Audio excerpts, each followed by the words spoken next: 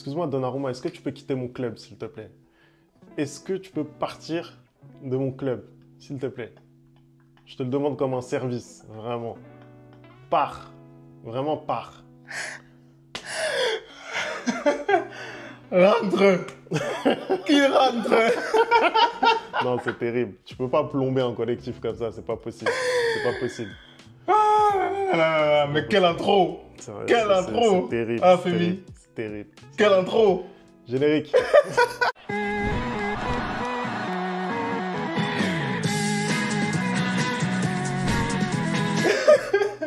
On commence très très fort, on dirait. On commence très très très fort.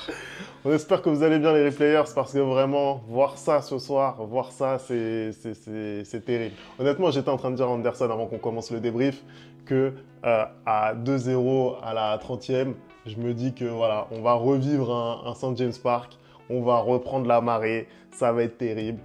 Au final, c'est pas totalement ce qu'on a vu, mais voilà, je pense qu'on peut difficilement être satisfait du match Anderson en tant que Parisien. Bah écoute, moi avant de commencer le débrief, j'aimerais poser une question à tous les Parisiens. Quel est le lien d'âme qui existe entre vous et la Ligue des Champions? C'est pas possible. C'est pas possible d'être en Ligue des Champions, de ne pas y arriver comme ça. C'est incroyable quand même. Non, c'est terrible. Après, bon, il y a plusieurs raisons pour l'expliquer, Anderson. Déjà, on va parler de la compo, puisque bon, on a appris que Luis Enrique avait écarté Ousmane Dembélé, donc voilà, pour raison disciplinaire, juste avant le déplacement vers Londres. Résultat des courses, on se retrouve avec une compo qu'on avait certes prévu, mais en tout cas, on n'avait pas prévu le remplaçant d'Ousmane Dembélé, puisque c'était Désiré Doué qui a été aligné. Et quand tu regardes sa prestation, Anderson, moi j'ai pas envie d'incriminer Désiré Doué, hein, c'est pas du tout mon sujet, c'est son premier match de Ligue des Champions. Non, d'ailleurs, je crois qu'il avait fait une entrée contre Gérone, mais voilà, première titularisation en Ligue des Champions. Déjà, t'as pas tes repères dans ton nouveau club, ne serait-ce qu'en Ligue 1. Tu viens sur ce match à l'Emirates, c'est très compliqué et il fallait pas s'attendre à un miracle. Mais moi, je me pose la question de savoir pourquoi tu décides de mettre un Désiré Doué au feu comme ça. Bah moi je vais te dire la vérité.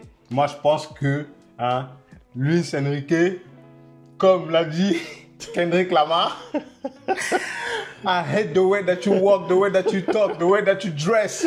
Il déteste Randall. Et Luis Enrique, c'est parmi les plus gros haters que je connais sur cette terre. Ah non, moi, je suis un hater, mais lui, il passe devant moi.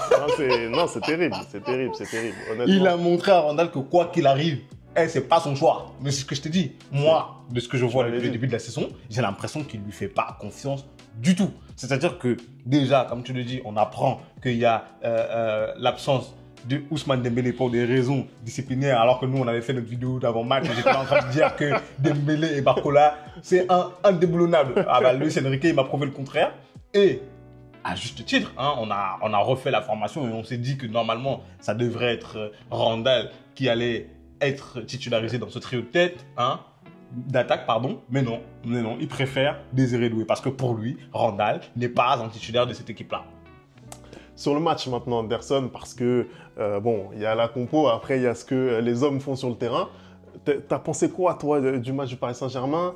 Au final, ça fait 2-0. Je pense que c'est mérité dans l'ensemble pour Arsenal. T'en penses quoi, toi? Bah déjà, Femi, je pense que tu as prédit le scénario du match dans l'avant-match. C'est-à-dire que un Paris Saint-Germain qui est très mal rentré dans son match. Vraiment, on ne pouvait pas faire pire. Au bout de 30 minutes, comme tu l'as dit, il y a déjà 2-0. Mais surtout qu'il n'y a aucune intensité côté parisienne pour moi. C'est-à-dire que dans le duel, quand tu regardes ce premier but de Havertz, par exemple, il avance, c'est Martinelli? Trossard, non, c'est Trossard. Trossard, il avance. À côté de lui, tu as Vitinha. À côté, tu as Zaïre Emery. Il n'y a personne qui fait le pressing. On est en Ligue des Champions. C'est le mardi soir, mec. Non, c'est la plus grosse soirée de football. On est en Ligue des Champions. Tu ne peux pas te permettre de faire ce genre de pressing-là. Tu joues à l'Emirates Stadium, stade mythique. Femi y était il y a 3 jours. Et toi, tu viens faire ce genre de pressing. Je suis désolé, c'est pas normal. Non, c'est terrible, c'est terrible. Et c'est vrai que, bon, déjà, il y a ce manque d'intensité au duel, d'accord? Il y a moi, surtout, ce qui me frappe, c'est en phase offensive avec le ballon, parce qu'on termine le match quand même avec quasiment le ballon les 2 tiers du temps, ce qui est quand même, voilà. Contre Arsenal, c'est contre fort. Arsenal, c'est quand même une perte. À domicile surtout. Mais qu'est-ce que tu fais de ce ballon? Qu'est-ce que tu fais de ce ballon? Rien du tout, rien du tout. En fait, moi, ce qui m'a vraiment frappé, c'est le manque d'audace. Tu vois ce que je veux dire? Tu arrives là, tu es en Ligue des Champions, tu veux gagner ce match pour marquer les esprits. Tu vois ce que je veux dire? Là, si tu gagnes à l'Emirates Stadium, tu marques les esprits. Au-delà de l'aspect comptable, etc., tu marques les esprits pour la suite de la compétition. Bah, tu te positionnes directement. Parce qu'au final, peut-être que même avec cette défaite, le PSG va arriver dans les 8 premiers. En réalité, quand on regardait le tableau et le calendrier qu'allait avoir le PSG, on se doutait que ça allait être très compliqué d'aller prendre les 3 points à l'Emirates Stadium. Ça, on le savait. Mais moi, j'avais dit en avant-match que j'allais être très attentif à la manière. Et honnêtement, ce que j'ai vu en première période, ça m'a vraiment, vraiment inquiété. Parce que aucun leader n'a pris l'initiative. Moi, par exemple, c'est vrai que Vitinha a été blessé là, ces dernières semaines. C'était son retour aujourd'hui. Voilà, c'est compliqué, je suis désolé. Il n'a pas pris de risque en fait dans la passe. Joao Neves, pour moi, c'est celui qui surnageait. Il était voilà, c'est celui qui surnageait au milieu. Il était au four et au moulin. Il s'est sacrifié aussi pour le collectif. Mais si tu veux, il n'y a pas de prise de risque dans la passe. Il n'y a aucune imagination. Il n'y a aucune prise d'initiative. Moi, c'est ça qui me frappe. Et quand tu as le ballon pour faire ça, bah, au final, tu n'es pas dangereux pour l'adversaire. T'es pas dangereux. Écoute, Femi, j'ai l'impression, hein, je vais faire de la philosophie, de la poésie. J'ai l'impression que ce soir, il t'a manqué d'un mec audacieux. J'ai l'impression que ce soir, il t'a manqué d'un mec rêveur. J'ai l'impression que ce soir, il t'a manqué d'un peu de folie que amène généralement qui Ousmane Dembélé. Parce que quand il y a plein de Parisiens qui se plaignent du gâchis que fournit Dembélé, ce soir, on voit que l'absence de Dembélé, ça coûte grave au Paris Saint-Germain parce qu'il n'y a pas ce grain de folie-là. Il n'y a pas ce joueur qui va aller provoquer les défenses adverses et qui va aller tenter par le dribble de créer un exploit. Il n'y avait absolument rien. Tu l'as dit, en fait, avec le ballon, il s'est rien passé en première mi-temps. Heureusement que quand ils sont revenus des vestiaires après le 2-0 en deuxième mi-temps, ça a été beaucoup mieux. Ils ont joué beaucoup plus haut et ils ont essayé de faire des choses, notamment par des frappes lointaines comme Kangengli. Ils ont eu aussi ce poteau-là, cette barre transversale, pardon. Et ils ont essayé de proposer quelque chose. En même temps, ça coïncidait aussi avec le moment où Arsenal a un peu levé le pied et ils ont décidé de totalement abandonner le ballon au Paris Saint-Germain et de contre-attaquer. Et à chaque fois, ça a failli amener un 3-0. Moi, dans la globalité, je suis archi déçu de cette prestation parisienne, surtout que j'étais le premier à pronostiquer une victoire de Paris Saint-Germain 2-1 contre cet Arsenal-là, parce que le début de saison m'avait donné des espoirs quant à un pari métamorphosé, quant à un pari qui était justement dans l'engagement. Moi, c'est ce que j'ai aimé depuis le début de la saison, un pari qui lâche rien, qui presse très très haut son adversaire, et peu importe l'adversaire, mais tu as l'impression que Paris, il y a toujours ce plafond de verre en Ligue des Champions. Tu as l'impression que Paris ne fait toujours pas partie des plus grosses équipes européennes. Et pourtant, Arsenal, c'est pas la plus grosse équipe européenne. Tu vois ce que je veux dire? Après, cette année, je pense pas que l'objectif du PSG, c'était en tout cas de revendiquer le top 8 européen. On va pas se mentir. Aujourd'hui, en l'état actuel de l'effectif et de ton 11 type, tu peux pas revendiquer le top 8 européen comme ça. Il faut le prouver sur le terrain. Et c'est vrai qu'on peut être légitimement déçu de la prestation à laquelle on a eu droit ce soir. Maintenant, tu as parlé tout à l'heure du début de match. Je pense pas que le début de match du PSG soit si raté que ça, parce qu'au final, le score, il est de 2-0, effectivement, au bout de la demi-heure de jeu. On est tous d'accord là-dessus. Mais au final, il y a quand même un gars, il te plombe. Je suis désolé, il y a un gars, il te plombe. Il te plombe. Et moi, je suis navré. Donnarumma, il revient de blessure, c'est la réalité.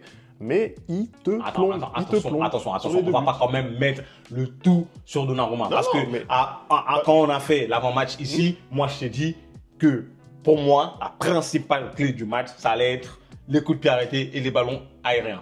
Et on remarque que là, sur le premier but, c'est un ballon aérien. Et le deuxième but, c'est un coup de pied arrêté. Parce que Arsenal, eux, ils le travaillent. Et le Paris Saint-Germain est très, très nul dans ça. Mais après, on a le droit aussi. C'est aussi la défense, c'est pas que Donnarumma. On a le droit aussi de regarder comment les buts ils ont été encaissés. Sur le premier but, est-ce que tu peux dire que c'est pas une erreur d'appréciation de Donnarumma. Pour moi, c'est une erreur de la défense avant l'erreur d'appréciation de Donnarumma. Parce que Pacho aussi, il laisse Pacho est loin. Voilà, Pacho est loin. Il laisse partir son joueur dans son dos. Et Donnarumma, il sera en retard. Mais en fait, on le voit sur le plan inversé. Je suis désolé, Donnarumma, il doit faire une meilleure sortie. Il doit faire une meilleure sortie. Honnêtement, s'il rate pas sa sortie, il n'y a pas but. Ça, c'est une appréciation. Après, ça, c'est une appréciation. Et franchement, c'est pas normal qu'un gardien aussi grand soit aussi en difficulté dans le jeu aérien. Il n'est pas dominant. C'est pas possible. Dans ces 5,50 m, il n'est pas dominant. Il est pris à chaque fois, en fait. Tu as parlé d'ailleurs pendant l'avant-match, etc., des buts qu'on avait pris dans ce secteur. Mais ce qui frappe, c'est le manque de domination dans ces 5,50 m. C'est-à-dire au plus proche de ses cages, en fait, il n'est pas dominant. En tout cas, sur le ballon aérien. Parce qu'au sol, il est très très fort. Au sol, il est fort. Mais bon, c'est censé être un des top gardiens mondiaux, Donnarumma. Tu vois ce que je veux dire? À un moment donné, il faut qu'on arrête aussi de se satisfaire d'un Donnarumma qui est que bon au sol. Il a des limites au pied, il a des limites dans les airs. C'est un gardien.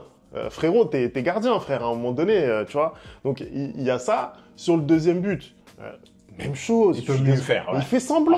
Le gars fait semblant. J'ai pas compris. Moi, j'ai pas compris. Moi, limite, j'ai plus envie de le blâmer sur le deuxième but que sur le premier but parce que sincèrement, il y a personne qui touche le ballon. Mais je te jure, il fait comme s'il est surpris.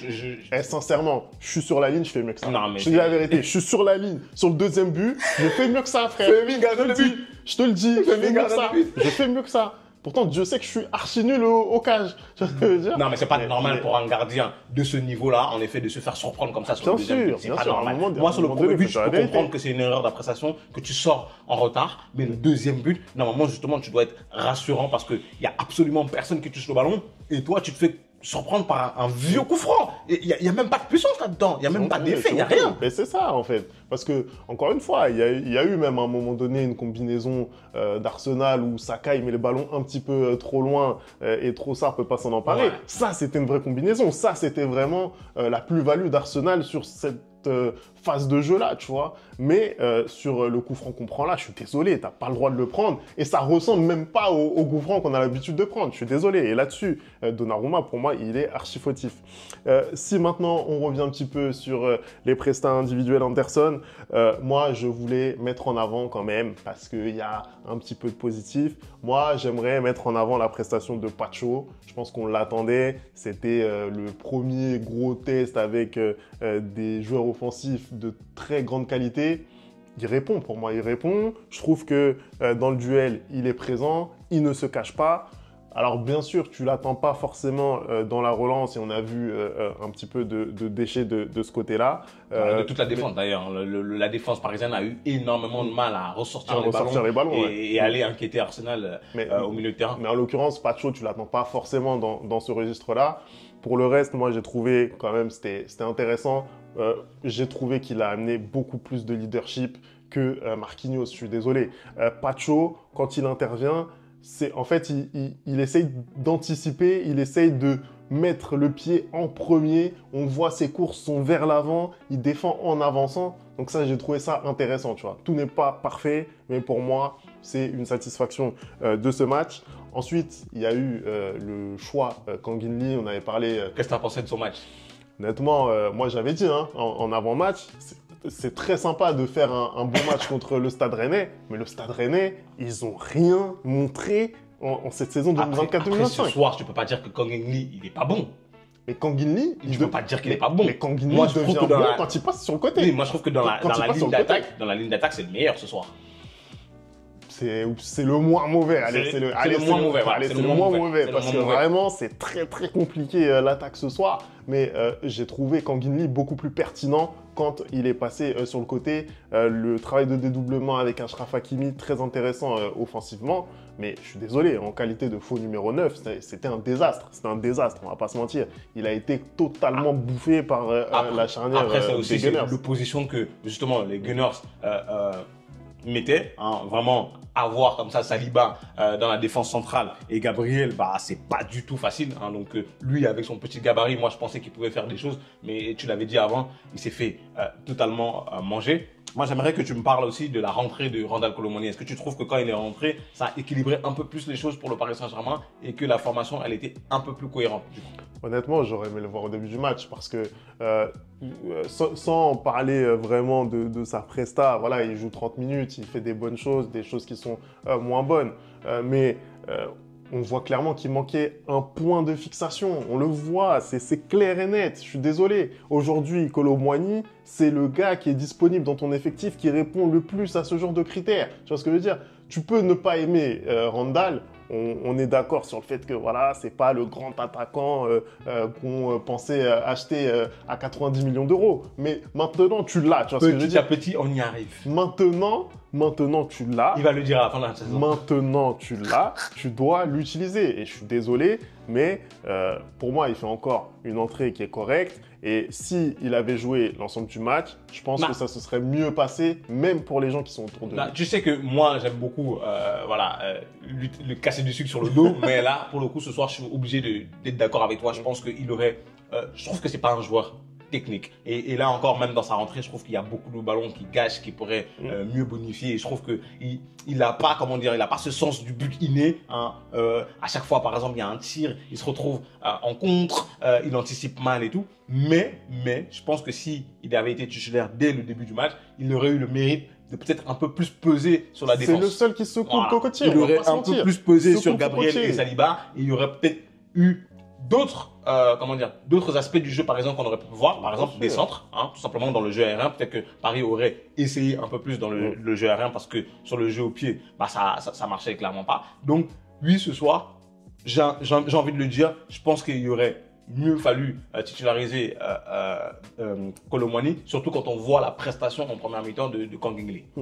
Moi, j'ai envie de parler de la presta d'un autre joueur et j'en avais aussi parlé en avant-match, c'est celle d'Achraf Hakimi. Et Achraf Hakimi, ce soir, il a beaucoup essayé. Il nous a fait du Achraf Hakimi. Il a beaucoup essayé. Il nous a fait du Achraf Hakimi. Du Achraf Hakimi tout craché. Donc oui, effectivement, offensivement, il a beaucoup donné. Il a fait énormément de courses, Achraf. Voilà, on l'a vu au four au moulin. Lui aussi, ça a fait partie des gens qui ont essayé de secouer le cocotier. Maintenant, je suis désolé, t'es Achraf Hakimi. T'es défenseur, frérot. T'es défenseur. Tu vois ce que je veux dire? T'es pas attaquant. Tu es défenseur. Quand tu... reste dans ta zone. Voilà, reste dans ta zone. Si, c'est ma zone.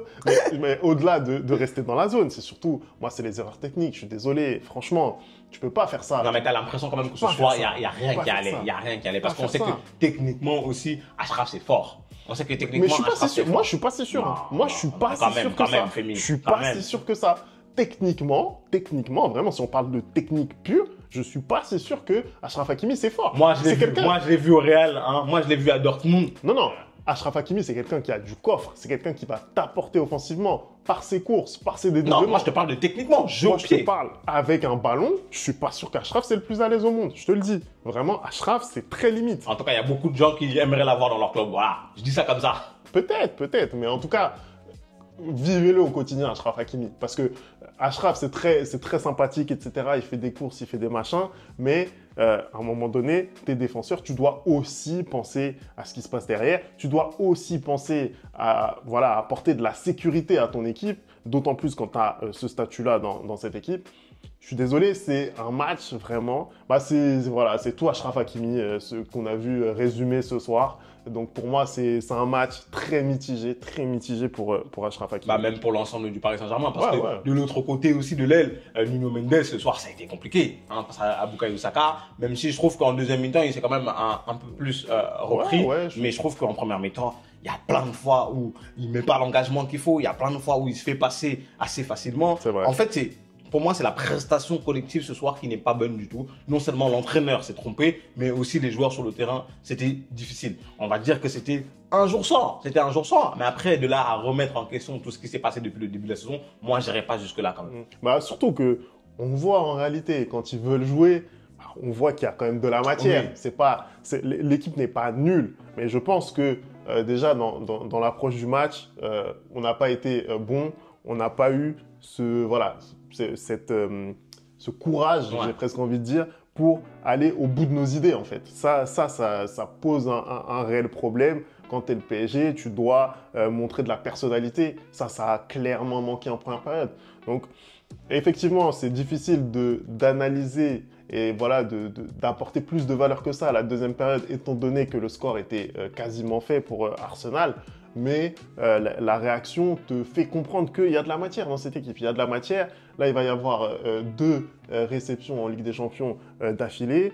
Il va falloir prendre au moins 4 points sur 6 pour espérer se qualifier directement. Tu as un match contre le PSV qui est normalement abordable pour le Paris Saint-Germain et un match un peu plus compliqué contre l'Atlético Madrid, mais c'est à domicile, hein, on sait comment ils jouent ces gens-là. Mais est-ce que tu penses que ça peut être compliqué pour le Paris Saint-Germain, là, les 2 prochaines rencontres? Écoute, contre le PSV, il faudra gagner. Je ne vais pas te mentir, c'est un peu comme le match contre Gérone. C'est une équipe qui a à ta portée. Il faut prendre les 3 points. Je ne peux pas te dire plus. Et tout autre résultat qu'une victoire, ça serait très compliqué pour envisager une qualification directe pour les 8e de finale.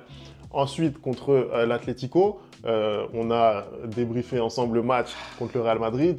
L'Atlético, c'est pas foufou dans le jeu aussi. Hein. C'est pas foufou. Moi, je trouve que le Real a été supérieur dans ce match-là. Et globalement, ce que propose l'Atlético offensivement, ça ne me transcende pas non plus. Je pense que ça manque peut-être aussi un petit peu de vitesse. Nous, on en a dans notre défense. Donc, je pense que... Après, il va falloir quand même faire attention. Il va falloir faire attention, c'est l'Atlético. C'est l'Atlético. Bien en contre. Hein, c'est une équipe qui arrive à très bien défendre pendant 90 minutes. Et je sais que voilà, Paris Saint-Germain comme le Real, ils ont beaucoup de mal contre des blocs bas. Hein. Donc ça va être un match, surtout en Ligue des Champions, ils sont un peu transcendés en Ligue des Champions. Ça va être très difficile pour eux. Clairement, l'Atlético sait faire en Ligue des Champions. Honnêtement, l'Atlético, c'est peut-être l'équipe qui n'a pas encore de Ligue des Champions, qui est la plus sérieuse, on va pas se mentir, qui est la plus régulière sur les dernières années en Ligue des Champions. Donc ça va être une grosse affiche. Maintenant, je pense qu'on a moyen de s'imposer, mais je pense aussi que la dynamique va être très importante. Si tu t'imposes pas contre le PSV Eindhoven, forcément l'approche du match contre l'Atlético va être différente. Donc pour moi, il faut gagner contre le PSV pour bien aborder ce match contre l'Atlético. On va s'arrêter là, Anderson. Est-ce que tu as encore un coup de gueule à placer hein ce soir, pour une fois, c'est moi qui suis calme et Félix qui est énervé. Ça change. Non, mais c'est compliqué. Je serai énervé demain. C'est compliqué, honnêtement. On en attendait beaucoup de ce match. On avait fait des pronos qui étaient plutôt en faveur du PSG. On est déçus, c'est comme ça, c'est le football. Merci d'avoir regardé cette vidéo. On n'oublie pas les bonnes habitudes, @le replay foot. Et nous, on se retrouve dès demain pour le plus grand club du monde. We don't need it. We don't need it.